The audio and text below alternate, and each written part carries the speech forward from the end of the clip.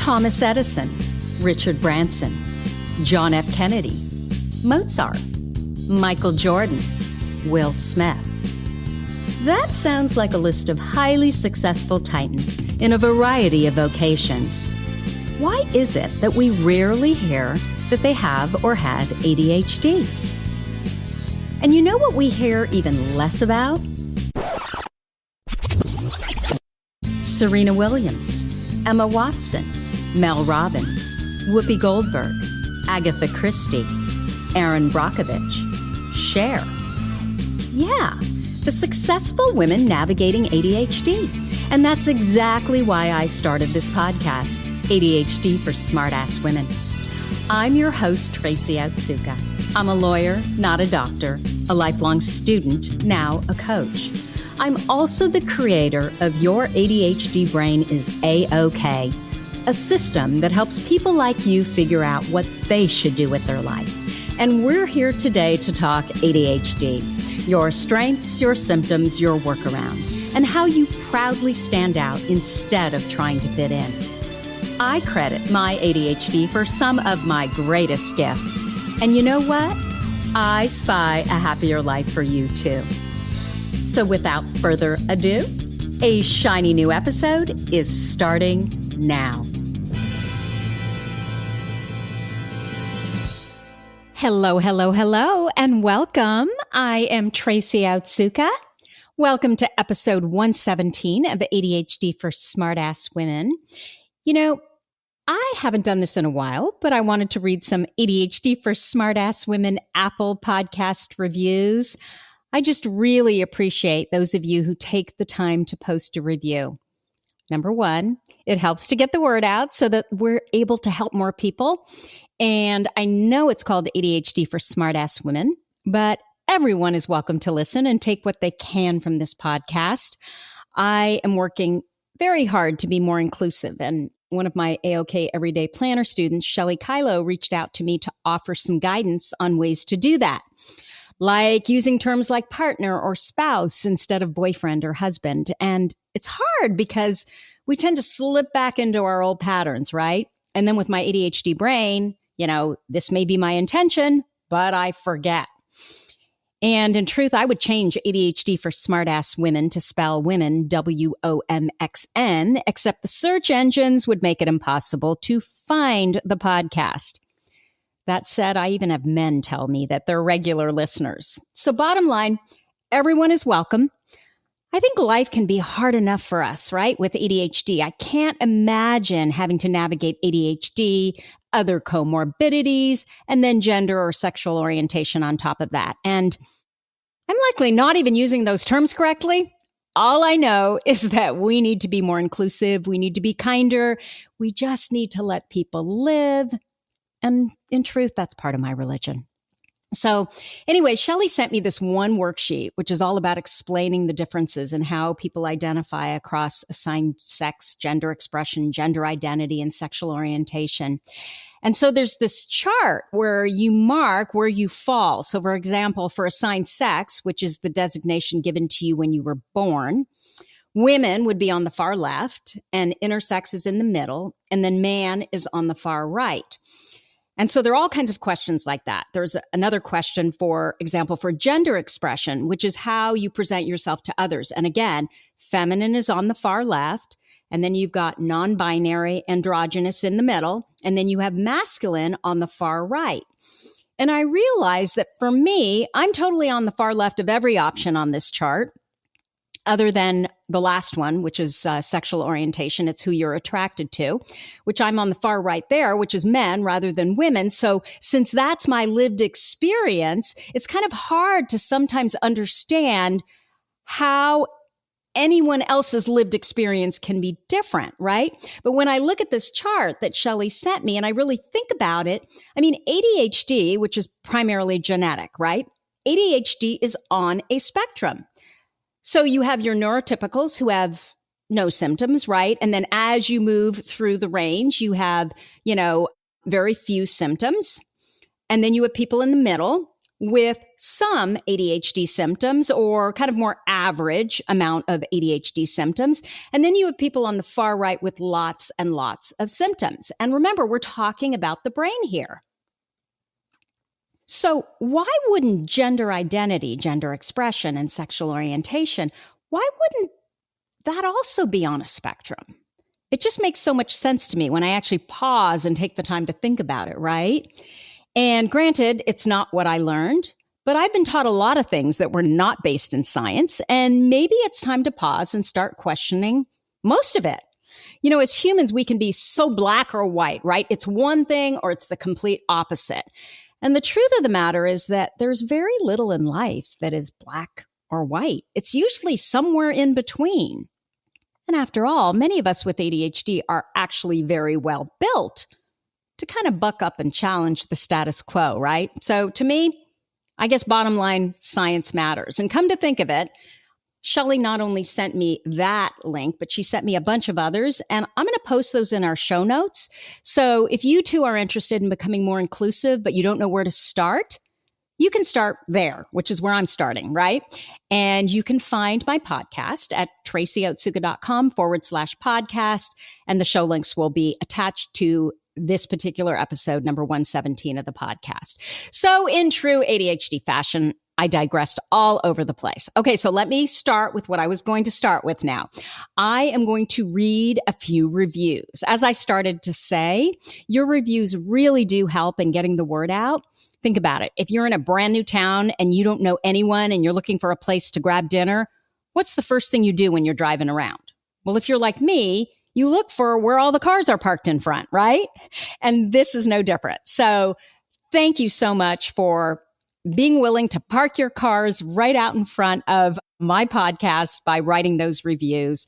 I so appreciate it. And of course, you know, I always appreciate the gold stars. You know, it's just crazy with this podcast. I consider myself a pretty confident person. I mean, I've built that over the years because I'm very action oriented. And that's how you build confidence, right? It's not like we're either born with confidence or without it. No, confidence is acquired by doing those things, those scary things that you really want to do and just kind of facing fear, you know, head on and moving forward. But it's still as confident as I am. It never fails. Whenever I go out on a little limb, like I'm so excited about a specific podcast, right? I'm doing the research and I just love it. And I'm recording this new podcast and I'm so happy about it. But the minute it's in the can, I'm questioning, oh my gosh, did I go too far? Am I going to get my hat handed to me, or am I going to get my smart ass handed to me, right? And last week's podcast is a perfect example. I decided that I wanted to do an episode about ADHD and OCD. And I loved it when I was, you know, researching it and recording it. But the minute it was recorded, I'm telling you, once that was done, I was questioning, oh my God, what did I say? Did I overstep? Did I get the science right? And then you kind listeners sent me much more than my normal amount of messages on, you know, the different platforms, Instagram, email, Facebook Messenger, all of those places.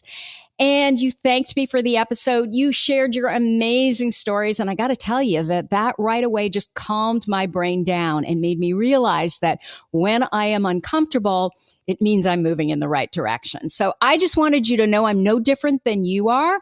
I've just learned how to keep going through the discomfort.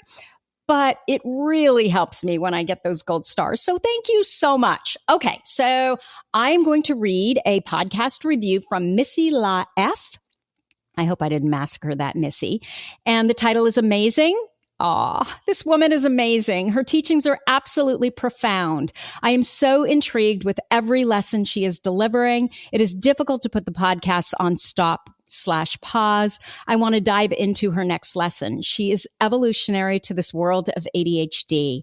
Thank you, Tracy Otsuka. Gosh, I'm like trying not to tear up, but thank you. That is so very kind. And I'm in the back of my mind thinking, and this is the DMN, which I'm going to teach you about today. I'm thinking, are you sure she's got the right person? Okay, the second one is Mommy of Three. Wow. I am so glad I found this podcast. I just got done listening and crying my eyes out because of the validation she gave me. Thank you so very much. Well, thank you, Mommy of Three. Thank you for listening. And thank you for taking the time to write your review. I feel privileged, right? That I get the opportunity to deliver this podcast every single week. I'm actually recording on a Sunday afternoon, and my husband was out in the garden, and you probably just heard the door slam. I've been meaning to go out all day, and it's now 2:25 p.m. So once this podcast is recorded, I am going outside because I think it's like, I don't know, almost 80 degrees here in Northern California. Okay, and then the last one is from LEH820, and her title is also Wow. I guess it's a good week for me, huh?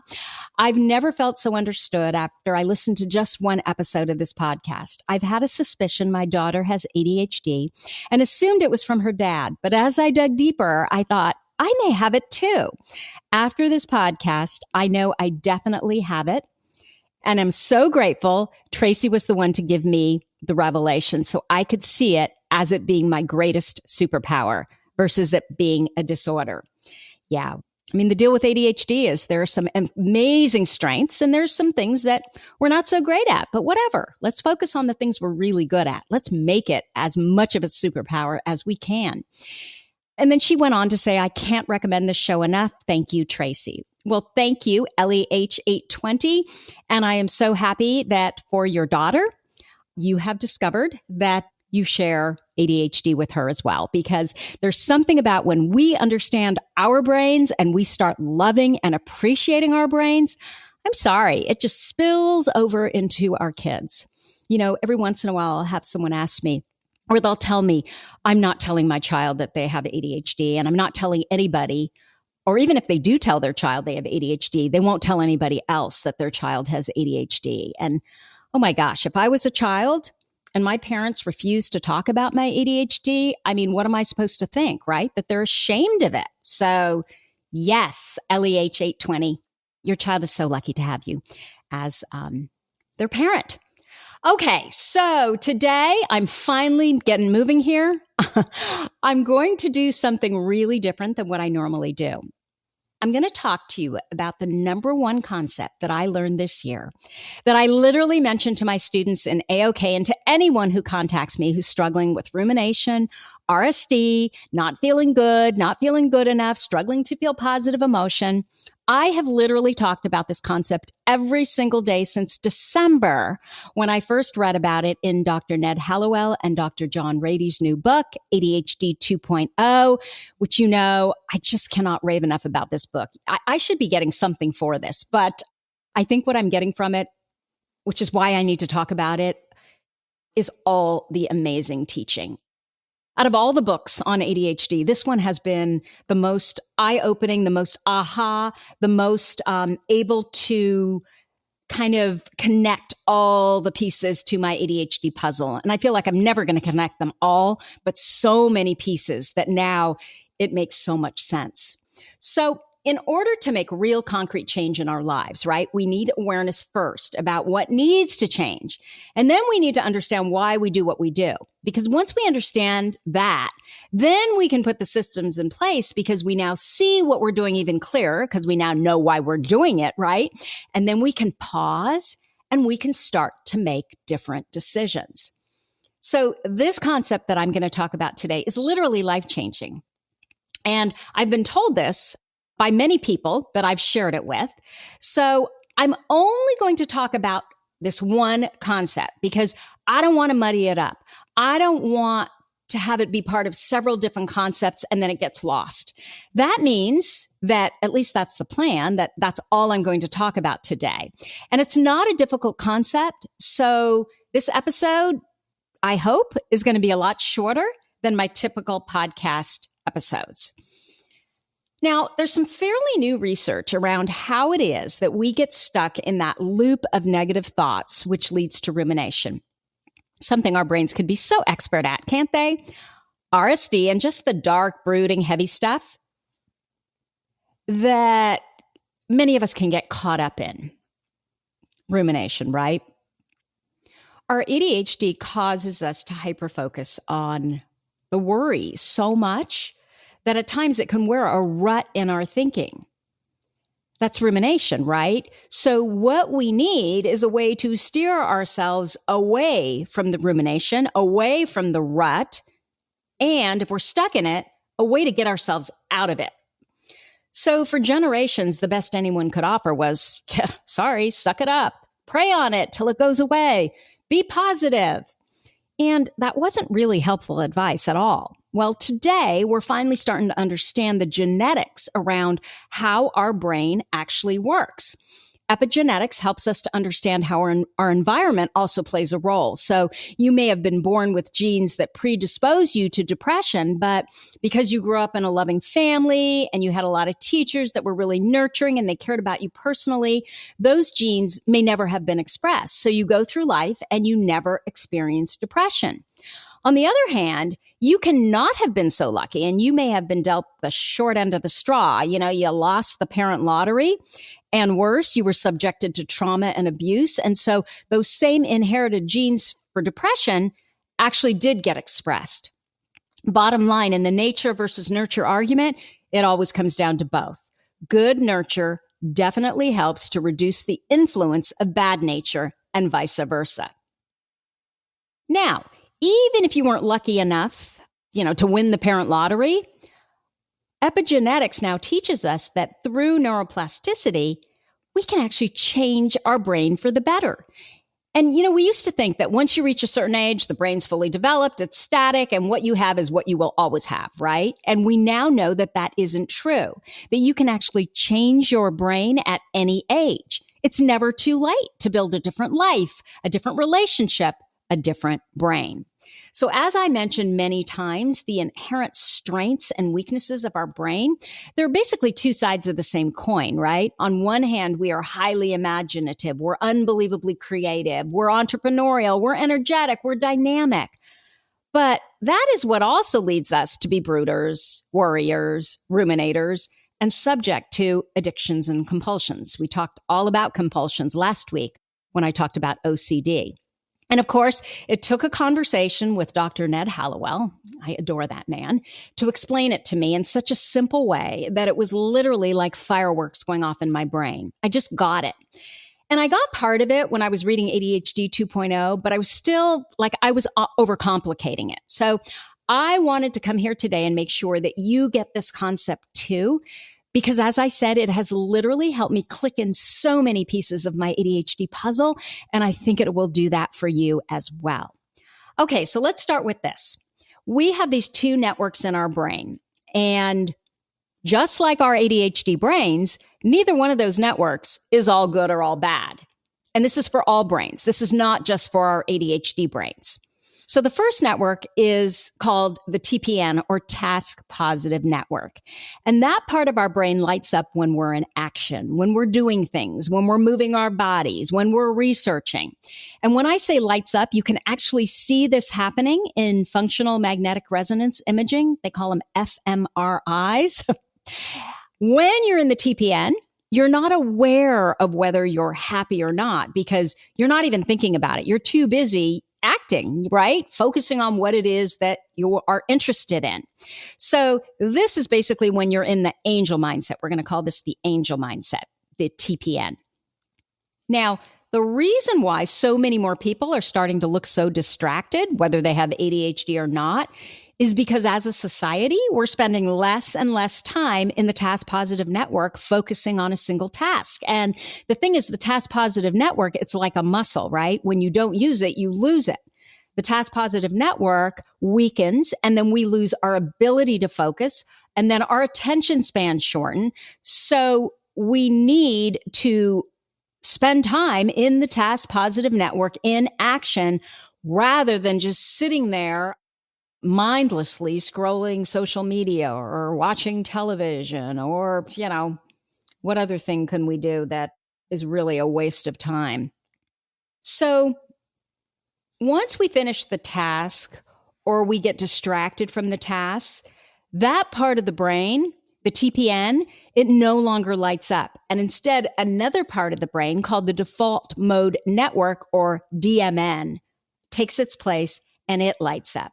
Now, the DMN is the seed of the imagination. It's where we make interesting connections. It's where our creativity and all of our ideas live. So there's lots of good there, but it is also where the darkness, the brooding, the rumination happens for those of us with ADHD. So we can call it the default mode network, the DMN, or the demon network. In the neurotypical brain, you can click back and forth between the task positive network and the default mode network, and you can do that rather easily. And when the TPN is lit up, the DMN is not, and vice versa. fMRIs show that for the ADHD brain, even when we're in the TPN, that double network can be turned on as well, trying to distract us. So what's going on is that toggle switch, it's glitchy. And so we can get stuck in the default mode network. This is a malfunction in the imagination, and it's why we often see this confluence between extreme creativity and depressive thought. Like, have you ever been so deep in creating and you're having a great time and you just love what you're doing, and then all of a sudden out of nowhere, this voice speaks up inside you and it starts to doubt what you're doing. This sucks. You're not very good at this. So-and-so could do this so much better than you. Yeah? You know what I'm talking about? Well, that was you in the task positive network rudely being interrupted by your default mode network, the demon network. Yeah? So the DMN, our imagination, is also why we have a 5 to 10 times higher rate of addiction. Many of us have periods where we create amazing things, but then we plummet into despair, right? And we seek relief in drugs, alcohol, and self-destructive activities. We're really familiar, I'm sure you've heard of it, with the term the tortured artist. Now, creative achievement, however, satisfies the hunger of our imaginations, and it keeps us out of destructive behaviors. And it's that same creativity that goes hand in hand with addiction, with depression, with bipolar disorder, and ADHD. And it's all because of that glitchy toggle switch between the angel and the devil networks. So between the task positive network and the default mode network. But guess what? There is now a way for us to jump the tracks when we're stuck in the demon network and the default mode network. Look, we are brilliant at distraction, right? But this time what we're going to do is we're going to make a concerted effort to distract ourselves. And that's how we're going to jump that track. So how do we do that? We do it through action. As Ned Hallowell offers, he has a great, TikTok, where he talks about the default mode network and the task positive network. So as Ned Hallowell says, you can either fry an egg or you can dig a hole. The point is, don't worry about being productive. What we're trying to do here is we're trying to distract ourselves so that we can jump the track and get from the default mode network back into the task positive network. We want that part of our brain to light up. And this is why this concept was so huge for me. You know, I'm always talking about the fact that we can spike our own dopamine levels by getting into action, doing that which we fear. What we're doing should ideally be somehow connected to our foundation, which is that sweet spot where our values, our strengths, our skills, talents, passions, and purpose all intersect. So it's helpful, right, that there be intention behind it. But over time, I have learned that I can control my mood as well by jumping into action in this way. But I didn't know why it worked. I just knew it worked. And now I know why it works. It's all about the default mode network and jumping it so that I can get back into the task positive network. So for your purposes, if you're just starting out, it doesn't matter what the action is. Screw trying to be productive. All we want to do is just jump those damn tracks, right? So you can do anything you need to do to flip that switch and jump back into the TPN. So like Edward Hallowell suggests and John Rady, you can fry an egg, you can dig a hole. Or you can jump rope, you can scream out loud, you can go into nature, you can pet your dog, you can call a friend, you can jump on your Peloton, you can go lift weights, you can garden. Anything that requires action and gets you out of your head will work.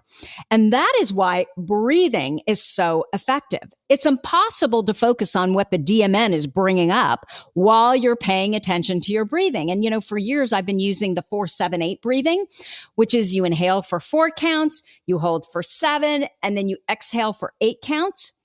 But in Ned's book and John Rady's book, ADHD 2.0, they mention an interesting form of breathing that I've recently adopted because it's much more involved than what I typically do. And so that means that I really can't be thinking about anything but breathing. And so they call this 6-3-8-3 breathing. And what you do is you inhale for a count of 6, then you hold for a count of 3, then you exhale for a count of 8, and then you hold again for a count of 3. So I'm going to repeat that again. 6-3-8-3 breathing. You inhale for a count of 6.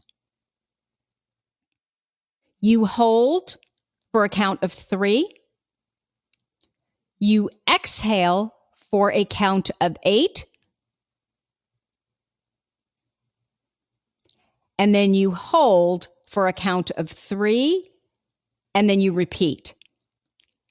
And I think the deal is it's more complicated, so I'm all in. It's that last hold for 3, which I'm not used to, that really requires that I focus and that I'm all in. So when you activate the TPN, you shut down the DMN, the default mode network. And the DMN, it's sneaky. So what it's going to try to do is it's going to try to wiggle its way back in. And this is what is unique to the ADHD brain. This doesn't happen in a neurotypical brain. So it wants to wiggle its way back in. But if you jump into focused action by engaging the imagination, by getting into action, you can shut it down.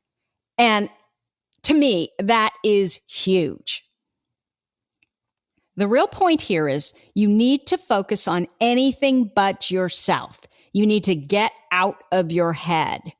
Now, our ADHD brains, they're just happiest when we're in action and when we're creating. If you're struggling, I want you to think about when was the last time that you were really happy? I'm going to give you a few seconds to think about that. When was the last time that you were really happy? So then ask yourself, what was my creative outlet then? What was I building that held special meaning to me? What was I learning that held special meaning to me? And then I want you to ask yourself, what am I creating right now that holds special meaning for me? Yeah, I thought so. Nothing, right? Yeah, our brains are happiest when we are creating. And remember, creativity, it's not just doing something in the fine arts. Our brains are creative. They're nonlinear. It's how we put concepts together that your neurotypical brained people cannot, right? They can't do that. It's how we move in the world. It's entrepreneurialism. It's learning about something that we're really interested in. It's acting on our fears, moving that thing forward that's really important to us. And of course, it can be music, it can be dance, painting, design, gardening, knitting, anything that we do, meaning anything that requires action. So anything that we do in our own special way that shuts that damn demon down. Damn demon down. What an alliteration. Now, remember when I said that there are good and bad parts to both the TPN and the DMN? Well, you know those people who are super mechanical in the way they follow all the rules? They're punctual to a fault. The bureaucrats, right? They're always doing the perfectly correct thing and at the exact right time. Yeah. Well, guess what? They're stuck in the TPN and they're completely devoid of any imagination at all. You wouldn't want to ever be them. You couldn't be them. They're so boring, right?